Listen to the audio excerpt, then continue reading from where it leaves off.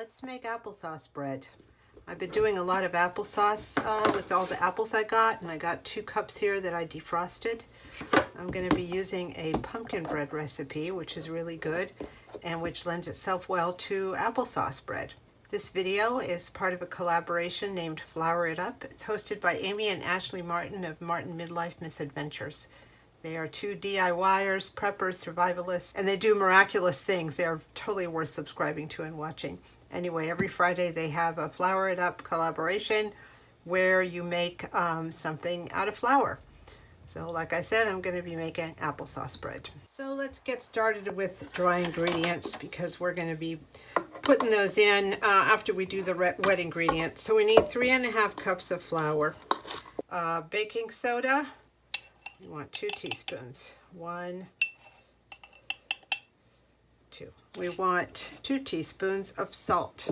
Here it goes. We're going to need 1 teaspoon of baking powder. Oops, that doesn't want to cooperate. There we go. And now here are the directions for the seasoning part.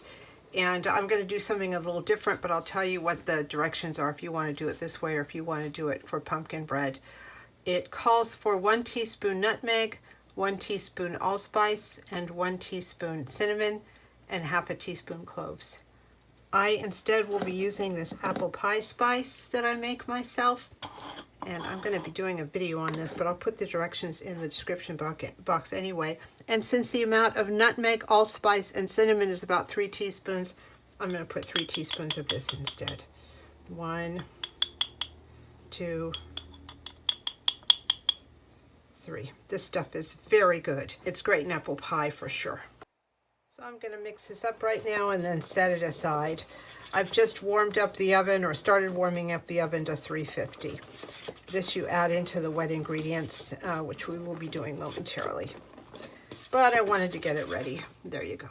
Since we're going to be mixing the wet ingredients and the dry ingredients together, and this calls for quite a bit, I'm going to go ahead and use my big bowl here.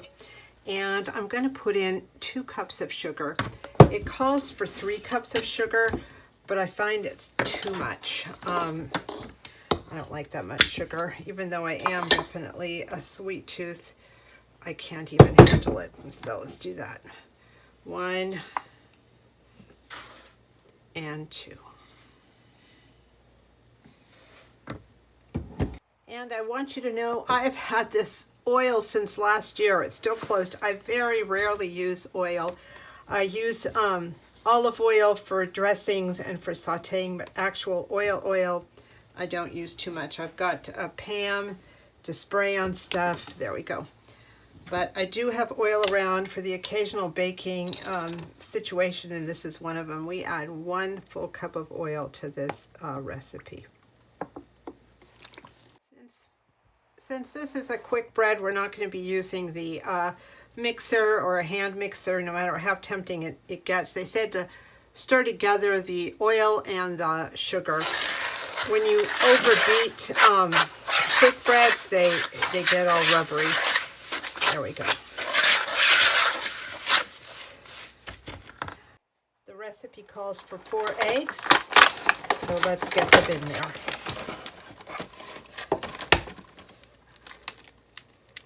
And there are 4 eggs, and since they want the eggs lightly beaten, we're just going to do it right here. Just lightly break up the yolks. All right, and we're also going to put in our apple. And if you're making this with pumpkin, it's 16 ounces, 2 cups. I think most of those small cans of pumpkin are 15 or 16 ounces. This was 2 cups of applesauce, so it's 16 ounces. There. And I'm going to mix that up. Now that that's all mixed up, I'm going to trade in my whisk for this type of mixer. It's like a beater. I think it's a Swedish beater or a Danish beater or something. I love it because you can mix, but things go through. I don't know. It's great, especially if you have chunks of things like fruit. So I'm going to be using that, and I'm going to be putting in, as per the recipe, some dry ingredients, and a little bit of a 2/3 cup of water, which they wanted additionally. So let's get that incorporated. And a little bit more. And we're just going to keep doing that with the dry ingredients and the water until this is all mixed up. All mixed up and ready to put into a pan to bake. I'm going to be putting them in these muffin containers or muffin baking pans or whatever. I got these at Costco last year. They're silicone. This is the first time I've used them. I've washed them out, and they have metal around the edge, so they're not going to buckle in there. Plus, I like that they're smooth inside. Some of my older silicone baking cups for cupcakes have that kind of ridged edge, and it just makes it really hard to clean, especially now that I don't have a dishwasher. So I'm just going to put these in, and I'm real interested to see how they come out. Some of them I might make with my usual little square pans, but I thought I'm going to do some like this. I'm taking it to a friend of mine who gave me all those pumpkins and apples, a lot of the apples. So I wanted a nice presentation. Whoops, this is messy. I might need to get another spoon for this. See, it's still kind of lumpy, which is fine for a quick bread. You don't want it too smooth or it's just going to get really rubbery.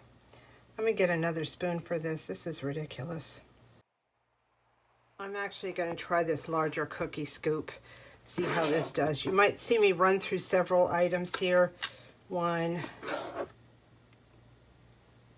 2, 3. I think this is like a couple of tablespoons each scoop. It'll get them more uniform and I won't have batter all over the place. Well, I'm going to go ahead and fill these up, and I'll show you what they look like when they are all filled up. Well, one is filled up, and it sure is a heck of a lot easier with that scoop than the spoon. So I'm going to get this in the oven while I fill up the second one. Okay, the first batch came out, ended up making 24 muffins and 3 of these mini loaves that are still waiting to get in the oven. I had forgotten that when you do these silicone pans, the muffins just do not puff up like they do in a regular pan. I'm not sure why that is. Maybe there's a secret to it, but I haven't found it yet. So these are kind of flat, but I think they're going to be delicious anyway. One thing I do like about these silicone pans is that things just pop out like that. Oh my gosh. Just pop out. These are still quite warm, but look at that. So once I figure out how to make these rise beautifully in a silicone pan, and maybe it's not possible, it's still going to save me a lot of cleaning and a lot of bottoms of like muffins and whatever being stuck and looking terrible. These smell really good, by the way. So I'm going to go ahead and pop the rest of these out, and I'll be back when everything's finished. Okay, here we are done. This made 24 muffins and 3 of those loaves. So I imagine it would make about maybe 28 muffins. It does say that it makes 2 9-inch by 5-inch loaf pans. It makes about maybe 8 or 9 of those little ceramic loaf pans when I've made them in the past. Well, I'm back a day or two later. Been preparing for a big storm that's passing through here right now, so kind of had to abandon the video. As you can see, the loft on these is wonderful. They are light, they are fluffy, and they are really good once they cool down. I took a bag full of these to a friend of mine who has a dairy allergy, and she loved them, and I'm loving them too. This is such a great recipe. I did some research about the silicone, and it's a problematic thing. They don't conduct heat well, so things don't rise real well in them. And that's just, I guess, the way it is. They say that you can start the oven at a higher temperature, then drop it to get that nice puffy top. But you're going to have to check your silicone pans to see at what is their highest temperature. I was reading someplace that 428 is as high as you can go with a silicone pan. So I would be very careful before I raised the temperature on these. My feeling about the whole thing is, oh well, I'm not making these for a bakery, I'm making them for flavor, and they are really good and no one's refused one yet. So you can go ahead and make these in any sort of pan you want. Just be aware that if you do them in silicone, you're not going to get that nice rise like you do if you do them in another type of cooking pan or cake pan or whatever. But anyway, this is a great recipe to eat or to give away. I'm going to be making more for Christmas. So good and so easy. So that's it.